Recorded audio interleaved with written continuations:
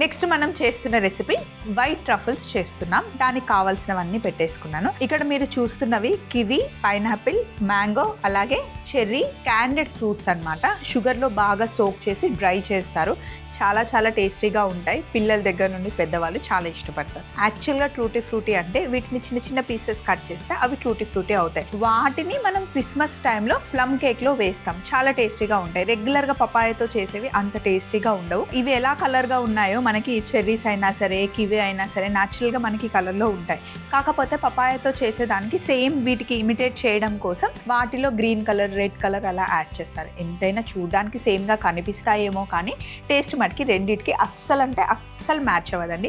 ఇవి కొంచెం మనకి ఎక్స్పెన్సివ్ ఉంటాయి. ఎందుకంటే వీటిని షుగర్లో బాగా సోక్ చేసిన తర్వాత కంప్లీట్గా డ్రై చేస్తారనమాట. డ్రై చేసి ఇలా మనకి అమ్ముతూ ఉంటారు. ఎప్పుడైనా మనం షాపింగ్ మాల్కి వెళ్ళినప్పుడు పెద్ద పెద్ద జార్స్లో పెడుతూ ఉంటారు కదా. క్యాండెడ్ ఫ్రూట్స్ అని మనకి దొరుకుతాయి. అలా ఎన్ని రోజులు అయినా సరే అలాగే ఉంటాయి. డైలీ తినడానికైనా బాగుంటుంది, లేదా మనం ఏమైనా బేక్ చేసుకోవడానికి, ఇలా రెసిపీస్ చేసుకోవడానికి కూడా ఇవి చాలా బాగుంటాయి. సో మరి ఫస్ట్ మనం వీటన్నిటిని చిన్నగా కట్ చేసుకోవాలి. చాప్ చేసేద్దాం.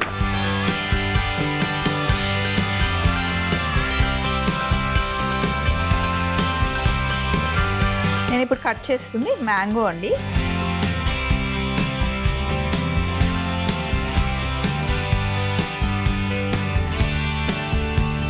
నెక్స్ట్ నేను కివి కట్ చేయబోతున్నాను. Kiwi fruit. దీన్ని కూడా మనం ఎంత సన్నగా కట్ చేయగలిగితే అంత సన్నగా కట్ చేసుకోవడం.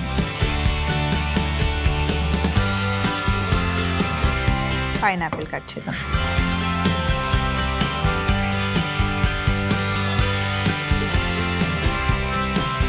Next cherries.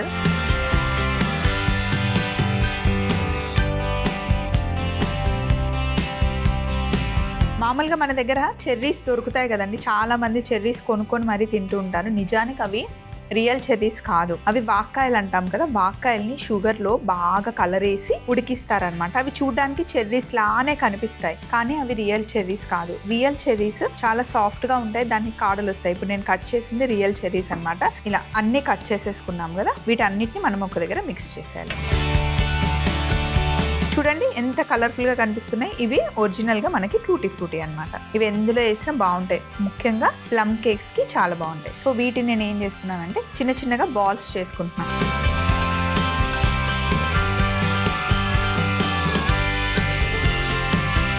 ఇలా చెర్రీ సైజులో చేసుకోవాలన్నమాట. అన్నీ ఇలా చెర్రీ సైజులో చేసేసుకోవాలన్నమాట. ఇప్పుడు నెక్స్ట్ స్టెప్ ఏంటి అంటే వైట్ చాక్లెట్ తీసుకున్నాను. దీన్ని కట్ చేసుకొని మనం గనాష్ చేయాలి.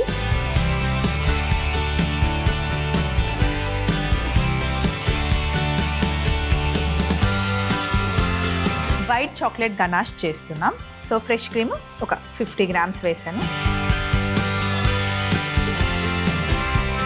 ఫ్రెష్ క్రీమ్ వేసి ఒక ఉడుకు రానివ్వాలి. ఫస్ట్ మనం గనాష్ చేసుకోవడానికి అది డార్క్ చాక్లెట్తో చేసినా, వైట్ చాక్లెట్తో చేసినా మనకి ఫ్రెష్ క్రీమే కావాలి. సో ఇలా ఒక ఉడుకు వచ్చిన తర్వాత ఇప్పుడు మనం ఇందులో చాక్లెట్ వేసుకోవాలి.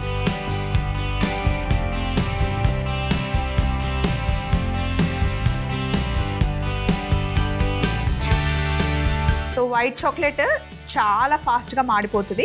ఒక్క ఉడుకు ఫ్రెష్ క్రీమ్ రాగానే స్టవ్ ఆఫ్ చేసేసి వైట్ చాక్లెట్ వేసేసి పక్కన తీసి కలుపుకోవాలన్నమాట. ఇది వైట్ చాక్లెట్ గనాష్. సేమ్ మీరు డార్క్ చాక్లెట్లో చేసుకోవాలి అనుకుంటే ఫస్ట్ ఫ్రెష్ క్రీమ్ వేసి ఒక ఉడుకు వచ్చిన తర్వాత సేమ్ ప్రాసెస్.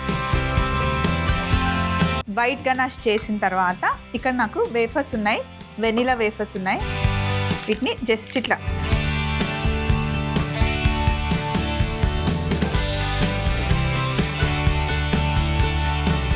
మంచిగా ఫైన్గా క్రష్ చేసేసుకోవాలి.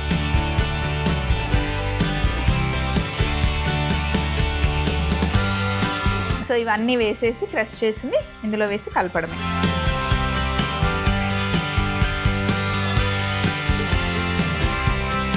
ఇప్పుడు దీన్ని ఒక బౌల్లోకి వేసుకొని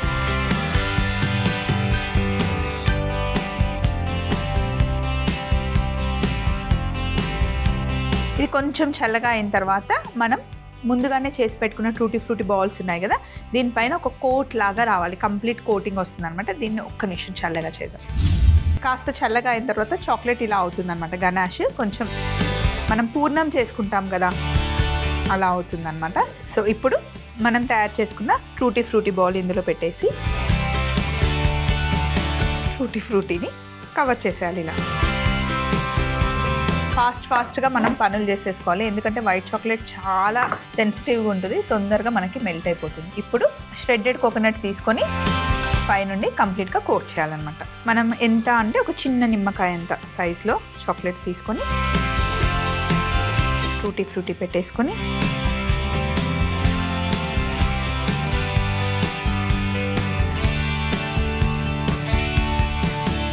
ఇలాగే అన్నీ చేసేసుకోవడమే.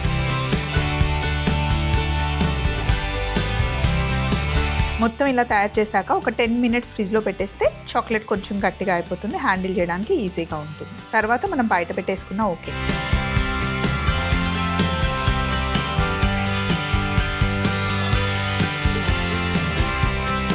అంతే, ఇలా ప్లేట్లో పెట్టేసుకోవడమే.